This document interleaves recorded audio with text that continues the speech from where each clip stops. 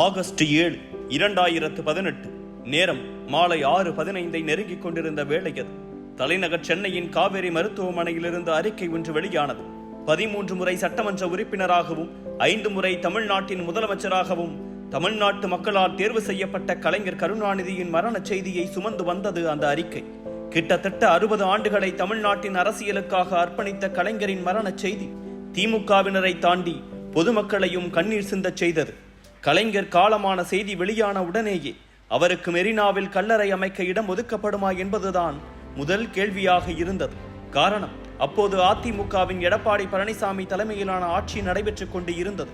கடற்கரையில் கலைஞருக்கு கல்லறை அமைக்க இடம் கேட்டு ஆட்சியாளர்களின் கதவை திமுக தட்ட, முதல்வர் எடப்பாடியோ காந்தி மண்டபம் அருகே 2 ஏக்கர் நிலத்தை கை காட்டினார்.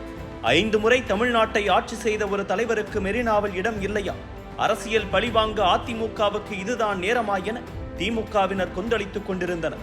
திமுக தலைமையோ நீதிமன்றத்தின் கதவுகளை தட்டியது. கலைஞர் கருணாநிதிக்காக நள்ளிரவில் நீதிமன்றத்தின் கதவுகள் திறக்கப்பட்டன.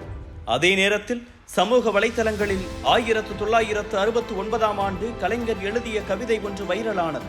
அண்ணாவின் மறைவை ஒட்டி கலைஞர் எழுதிய அந்த இரங்கல் கவிதை இப்படி முடிந்தது: இயற்கையின் சதி எமக்கு தெரியும் அண்ணா, நீ இருக்குமிடம் தேடி யான் வரும் வரையில் இரவலாக உன் இதயத்தை தந்திட அண்ணா, நான் வரும்போது கையோடு கொணர்ந்து அதை உன் கால் மலரில் வைப்பேன் அண்ணா. இந்த கவிதையின் கடைசி வரிகளை சுட்டிக்காட்டிய திமுகவினரும் பொதுமக்களும் கலைஞரின் கடைசி ஆசையே அண்ணாவிடம் செல்வதுதான், அதை எப்படியாவது நிறைவேற்றி விடுங்கள் என உருகத் தொடங்கினர். மெரினா ஃபார் கலைஞர் என சமூக வலைத்தளங்களில் ஹேஷ்டாக்குகள் பறந்தன.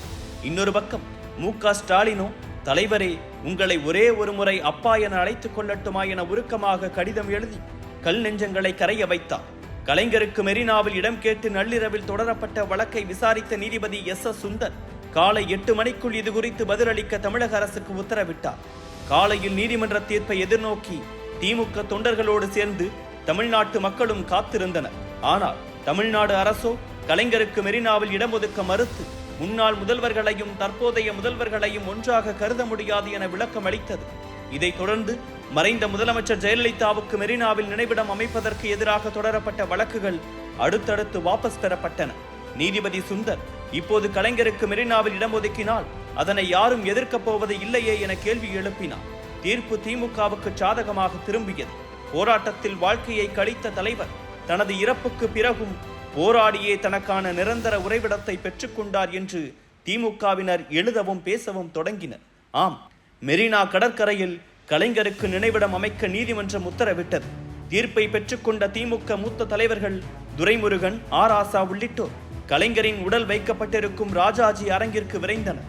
நீதிமன்ற தீர்ப்பை ஸ்டாலினிடம் கூறிய நொடியில் அதுவரையில் தலைவனின் தொண்டனாக சிலையாக நின்ற ஸ்டாலின் கலைஞரின் மகனாக வெடித்து அழுதது தமிழ்நாட்டின் அரசியலில் பின்னாட்களில் பெரும் தாக்கத்தை ஏற்படுத்தியது. மெரினாவில் 21 குண்டுகள் முழங்க ராகுல் காந்தி, முன்னாள் பிரதமர் தேவகவுடா, சந்திரபாபு நாயுடுவுடன் நாராயணசாமி, குலாம் நபி ஆசாத், வீரப்ப மொய்லி, பொன் ராதாகிருஷ்ணன், ஆளுநர் பன்வாரிலால் புரோஹித் உள்ளிட்ட தலைவர்கள் பங்கேற்க கலைஞரின் இறுதிச் சடங்கு நடந்தேறியது. ஓய்வறியாமல் உழைத்தவன் இதோ ஓய்வு கொண்டிருக்கிறான் என்ற வாசகம் பொறித்த பெட்டியில் வைக்கப்பட்ட கலைஞரின் உடல் மெரினா கடற்கரையில் நிரந்தரமாக நித்திரை கொள்ள அடக்கம் செய்யப்பட்டது. அதன் பின்னர் ஆளும் அரசு கலைஞரின் நினைவிடத்தை கண்டும் காணாதது போல நடந்து கொள்ள சுமார் 2.5 ஆண்டுகளில் ஸ்டாலின் தலைமையிலான திமுக வென்று ஆட்சியை பிடித்தது. முதல் சட்டமன்ற கூட்டத்தொடரிலேயே விதி எண் 110 கீழ் கலைஞருக்கு மெரினாவில் நினைவிடம் அமைக்கப்படும் என அறிவித்தார் முதலமைச்சர் ஸ்டாலின்.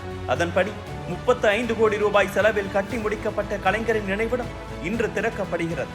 உதயசூரியன் போன்ற முகப்புடன் வடிவமைக்கப்பட்டிருக்கும் இந்த நினைவிடத்தில் கலைஞர் உலகம் என்ற அருங்காட்சியகமும் அமைக்கப்பட்டு இருக்கிறது. இதில் கலைஞரின் சினிமா பயணம் தொடங்கி அரசியல் பயணம் வரை அவரது பல சாதனைகள் புகைப்படங்களாக இடம்பெற்றுள்ளன.